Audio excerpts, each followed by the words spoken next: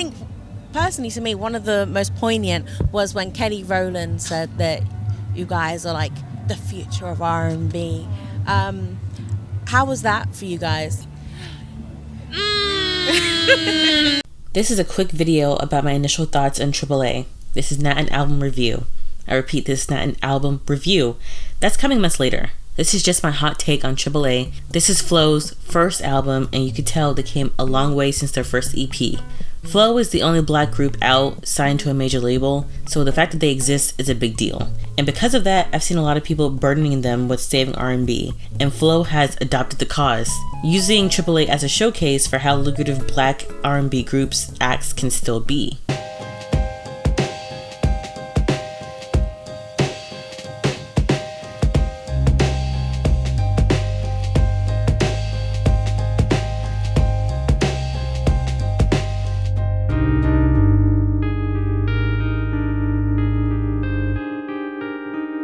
Okay, so like I said before, the purpose of this album, in my opinion, is to show the industry, specifically the UK music industry, that R&B acts are worth investing in, that R&B music is still lucrative, and that R&B isn't dead. I mean, the girls already have a sold out US tour under their belt and singles that have sold hundreds of thousands of copies.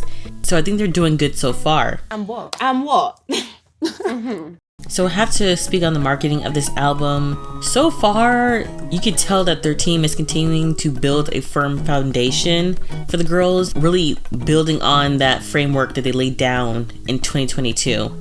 Although this time around, I think that they're gonna use that groundwork to help propel Flo into a larger profile. Because I've heard their team say that they wanted a Brit for this album, and the Brits are like the Grammys over there in the UK, and if you want a Brit, you have to launch a campaign, and that means bigger marketing budget, that means you gotta cause some noise, so I'm assuming that it's gonna be a bigger promotional year next year.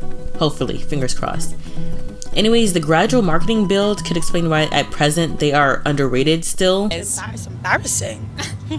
It's embarrassing. And I still feel weird about it, you know, with their debut album out and being active 2 years prior. When the album came, it kind of seemed stale, like there wasn't much pomp. I was expecting a grand album campaign upon release. I mean, this is one of the first Western girl group albums released this decade, and the first R&B group album released in almost a decade. You'd think their team would capitalize off that, and yet people barely know who Flo is, so fingers crossed next year would be better. Fingers crossed. I mean, I think things are already gonna ramp up. The girls already have TV appearances lined up, and I think they're gonna be at the award shows, the Mobos, the Brits. Hopefully they'll perform there. And all these big events are right before their tours, so if they play the cards right, all that promotion could attract new fans who will show up at the tour. Anyways, enough about the marketing. Let me speak about the album. AAA is a sampler of all the different subgenres of R&B while paying homage to past black girl groups. There's Motown R&B, there's hip-hop R&B, there's gospel, contemporary R&B, and alternative R&B. The album visuals to me is a callback to TLC's Crazy Sexy Cool, and to go a little further, we all know that these girls are vocalists, right? Like, hands down they're vocalists. But I do see Renee as more of a left eye, since she's doing the edgy rap lines a lot. Stella reminds me of T-Boz with her jazzy voice, and that's pretty much it. Georgia doesn't really fit into the TLC mold. Maybe she could be another T-Boz too, since they both seem like the leaders of their groups. And they're outspoken, but that's it. Another group they referenced was Destiny's Child. This aura and the cinematic feel of the album reminded me a lot of the Writings on the Wall, where it had this Godfather theme. The members would have skits pretending to be mafiosos, and before every song, a DC member would say a phrase alluding to the upcoming song. There's also references to SWV and Sugar Babes. Honestly, this project is chocked full with references and callbacks. I know I didn't catch everything. Flo really did their homework so much so that I feel like I had to do my own homework just to catch whatever they were doing in this album. These girls made it clear they are artists of their craft. They take this very seriously. I really loved and respected them for that. It's very impressive that AAA is their first album. I mean, this album was an experience, hands down. I could tell when I first listened to this project that these songs were quality. I could tell these tracks were labored over, that these songs were crafted with purpose. There was a lot of attention to the bridges of the songs. I think the girls mentioned that they loved doing the bridges as a favorite part of the song. In some interview, I'm sure they mentioned it. Bridges are important. You can switch the mood, you can switch the vibe, you can take it up, you can take it down. You can say something slightly different in it, and you can be more musical and just add excitement. Which reminded me again of Destiny's Child. You know, Michelle frequently held down the bridge section of a lot of their songs. The importance of a bridge was something they learned from DC, no doubt. Like, I don't think it was coincidence that the best part of their songs were the bridge and the outros, but the outros also did double duty as the track transitions, which they definitely picked up from Beyonce. So more credit to her. The vocals were amazing. Their blend and their harmonies were on point. No surprise there. However, I don't want to touch on their vocal performances too much. I'll save that for the actual album review. Again, there's a lot of references in the vocals and the production, which requires more in-depth conversation. There's so much to know. Yeah. Which is something I'm not really qualified to talk about, but I'll do my best when the album review comes around. But generally speaking, the music was good. My biggest gripe was that Flo didn't have a signature sound.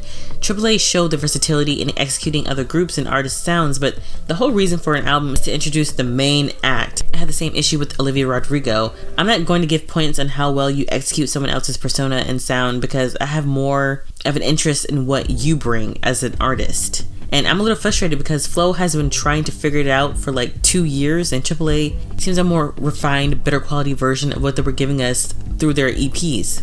And what? And I've done a review on their first EP where I mentioned not being sure if I liked their music because of how good it is or how much it reminded me of my nostalgia. Flo is known for putting a modern spin on the early 2000s, 90s R&B, and unfortunately so are a majority of R&B acts out right now, so it's not shameful It's unless not. you make it. Exactly. You know? Happens. And in some cases, these artists are doing it better. You know, Coco Jones, Minnie Long, for example. Even Normani doing the whole slinky, sultry, moody R&B. She's eating up that lane. I mentioned AAA being an R&B sampler plate, showing off the group's versatility, but even though they wear different hats well, it's better to find a lane that only you can do. Like, I don't know why people are saying Flo is saving R&B. We're getting soulful nostalgia R&B from Coco, from Jasmine Sullivan, from Minnie Long, slinky R&B from everybody else. Funny enough though, I do love when Flo experiments with the Motown sound. I also like the guitar licks from the tracks Caught Up in Another Guy. I think it suits them well. So anyways, if Flo really wants to save, quote unquote, save R&B, UK R&B, I think that'll only happen when they find their own sound.